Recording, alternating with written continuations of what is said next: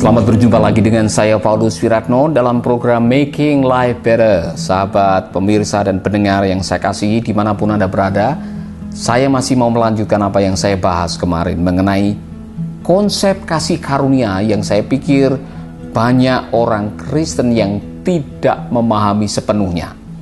Selama ini mungkin saudara seperti saya hanya memahami konsep kasih karunia dalam kaitannya dengan keselamatan. Padahal Yohanes 1 ayat 16 mengatakan bahwa dari kepenuhan Kristus sebagai anak Allah, kita menerima kasih karunia demi kasih karunia demi kasih karunia. Nah, salah satu yang memang kita harus menyadari, kasih karunia dalam konsep atau dalam kaitannya dengan keselamatan itu memang luar biasa.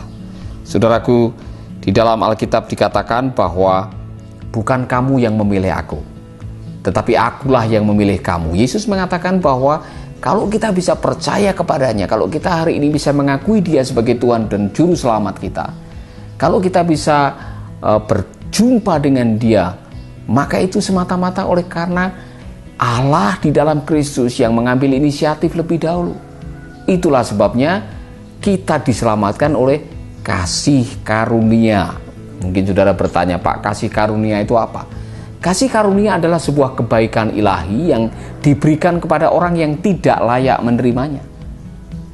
Jadi kalau saudara memfitnah saya, saudara membunuh anak saya, kemudian saudara menjelek-jelekan saya misalkan, kemudian saudara sakit, saya masih datang dan memberikan uang untuk saudara berobat, tindakan saya kepada saudara adalah kasih karunia. Saudara yang tidak layak menerima kebaikan saya, saudaralah yang menerima kasih karunia. Amin. Coba bayangkan saudara, apa yang kita telah lakukan kepada Tuhan. Banyak hal yang sebetulnya kita tidak layak menerima dari Tuhan. Karena kebodohan kita, karena kedegilan hati kita, karena kekerasan kepala kita, karena perbuatan-perbuatan yang menyakitkan hati Tuhan, dosa dan kenajisan yang kita lakukan. Tetapi dia masih mau datang, mati di kayu salib untuk saudara. Saat kita masih berdosa, dia masih mau datang kepada kita dan membersihkan, menyucikan kita, mengangkat kita menjadi anaknya, dan kembali bisa menyebut Abba, ya Bapa. Itu karena kasih karunia. Mungkin saudara pernah mendengar seorang pelaut yang akhirnya menulis sebuah lagu sangat besar anugerahnya, Amazing Grace.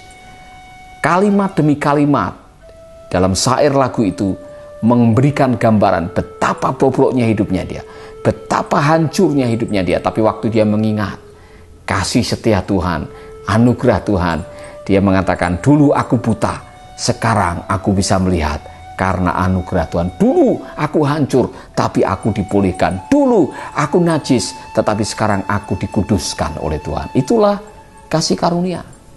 Dan sama dengan Nabi Nuh, saudara. Kalau saudara membaca dalam Perjanjian Lama, kata pertama, yaitu kata kasih karunia, itu pertama kali dipakai dan diberikan kepada Nabi Nuh dan keluarganya. Di tengah-tengah bangsa yang sedang bengkok kelakuannya, najis perbuatannya, betul-betul membuat Tuhan menyesal karena dosa-dosa mereka, Alkitab mengatakan, maka Nuh mendapatkan kasih karunia daripada Allah. Itulah sebabnya Tuhan menyelamatkan Nuh dan memakai Nabi Nuh untuk menjadi saluran kebenaran bagi bangsanya. Sama dengan kita, saudara. Maka Tuhan berkenan menyelamatkan saudara dengan kasih karunia. Itulah sebabnya keselamatan kita tidak tergantung dari perbuatan kita. Bukan amal dan kebaikan kita.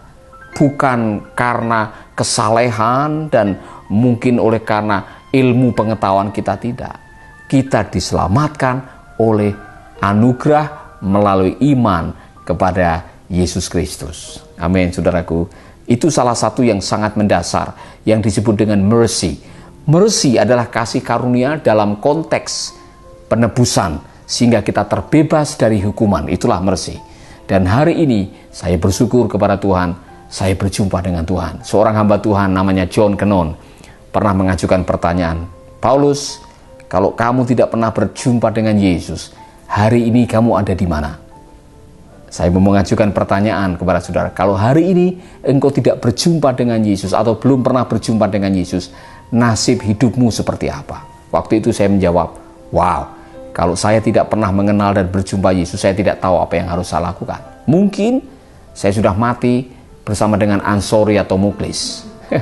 Atau mungkin saya sudah ada di penjara. Atau mungkin saya sudah tidak tahu nasib hidup saya. Karena waktu kecil saya tidak pernah diperkenalkan mengenai Yesus atau kasih karunia. Saya bertemu dengan Yesus waktu saya ada di SMP kelas 3. Oleh karena ada seorang yang datang dan memberitahukan mengenai Yesus Kristus dalam kehidupan saya. Saudaraku, saya yakin orang itu dikirim oleh Tuhan karena Tuhan sudah lebih dahulu mengenal nama saya sejak dari kandungan. Dan kasih karunia itulah yang telah membuat saya termasuk umat pilihan Allah, bangsa yang kudus, imamat rajani. Dan saya berhak menerima damai sejahtera yang melampaui segala akal. Karena di dalam kasih karunia ada damai sejahtera. Nah, mungkin sudah mengatakan, Pak, saya ingin mengalami itu. Gampang. Tadi yang menerima kepenuhannya dan punya hak untuk memberikan kasih karunia adalah Yesus Kristus. Saya mau tanya kepada saudara.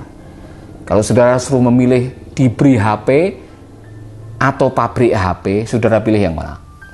Saya pilih pabrik HP. Karena apa? Kalau HP saya rusak, saya ngambil lagi dari pabrik, ya kan? Kalau HP saya tenggelam di sungai, saya bisa ngambil lagi. Kalau HP saya sudah macet, saya ngambil lagi. Sama. Saya akan memilih Dia yang membawa kasih karunia. Pabriknya kasih karunia adalah Yesus Kristus. Jadi kalau saya menerima Dia sebagai Tuhan dan Juru Selamat saya, maka setiap hari saya berhak untuk mendapatkan kasih karunia. Amin, saudaraku.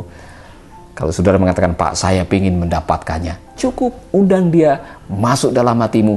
Terima Dia sebagai Tuhan dan Juru Selamatmu. Hari ini engkau menerima kasih karunia. Dengan iman, Tuhan akan menolong saudara. Tuhan memberkati.